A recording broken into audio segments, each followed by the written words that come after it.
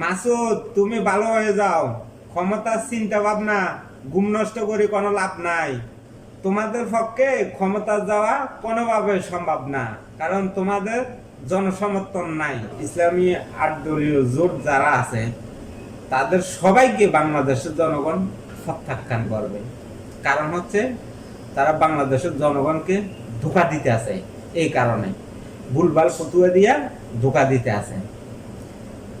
ওবায়দুল কাদের সাহেব বলেছিল, মাসুদ তুমি ভালো হয়ে যাও।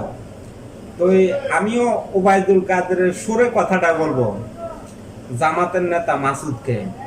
মাসুদ, তুমি ভালো হয়ে যাও। ক্ষমতার চিন্তা ভাবনা ঘুম নষ্ট করে কোনো লাভ নাই। তোমাদের পক্ষে ক্ষমতা যাওয়া কোনোভাবে সম্ভব না, কারণ তোমাদের জনসমর্থন নাই।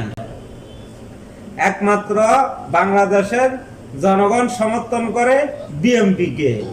ডাকসু নির্বাচন যেভাবে জামাত শিবিরের প্যানেল থেকে সবাইকে ইঞ্জিনিয়ারিং মাধ্যমে বিজয় করে নেওয়া হয়েছে, এখন তারা মনে করছে কি এ জাতীয় সংসদ নির্বাচন এই ইঞ্জিনিয়ারের মাধ্যমে তাদের প্রার্থীদেরকে বিজয় করে ক্ষমতা যাওয়ার চিন্তা ভাবনা তারা এখন ঘুম নষ্ট করতে আছে।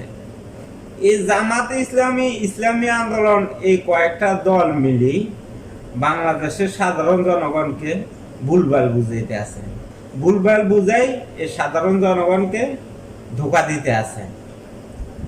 তো আসলে এই ধোঁকার কারণে বাংলাদেশের জনগণ তাদেরকে প্রত্যাখ্যান করবে।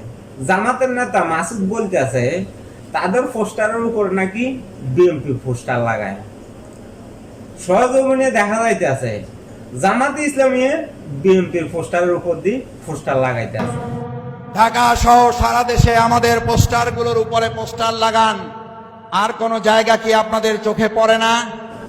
আবার বিএনপিকে শিষ্টাচার শিখায় এই মাসুদ। আগে নিজের দলের ভিতরে শিষ্টাচার আছে কিনা সেটা দেখো। তুমি আরেকজনকে শিষ্টাচার শিখাইতে আসিও না। বিএনপিকে শিষ্টাচার শিখানোর কোনো দরকার নাই। তোমার দলের ভিতরে শিষ্টাচার আছে কিনা ওটা দেখো। বিএনপিকে শিষ্টাচার শিখাইতে আসে। বিএনপি নাকি তাদের পোস্টারের উপর দিয়ে পোস্টার লাগায়। বিএনপির পোস্টারের উপর দিয়ে পোস্টার লাগাইতে আছে ইসলামী আন্দোলন, তারপরে জামাতে ইসলামী, এগুলা তাদের দাঁড়িপাল্লার পোস্টারটা লাগাইতে আছে বিএনপির প্রতীক দানের শীষের পোস্টারের উপর দিয়া।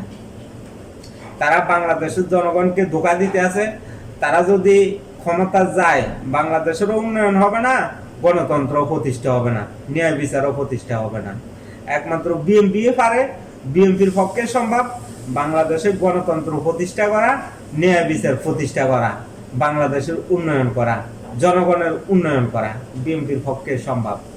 বিএনপি যদি ভবিষ্যতে ক্ষমতা আসে বাংলাদেশের জনগণের উন্নয়ন করবে, দেশের উন্নয়ন করবে, গণতন্ত্র প্রতিষ্ঠা করবে, ন্যায় বিচার প্রতিষ্ঠা করবে, বিএনপির পক্ষে সম্ভব।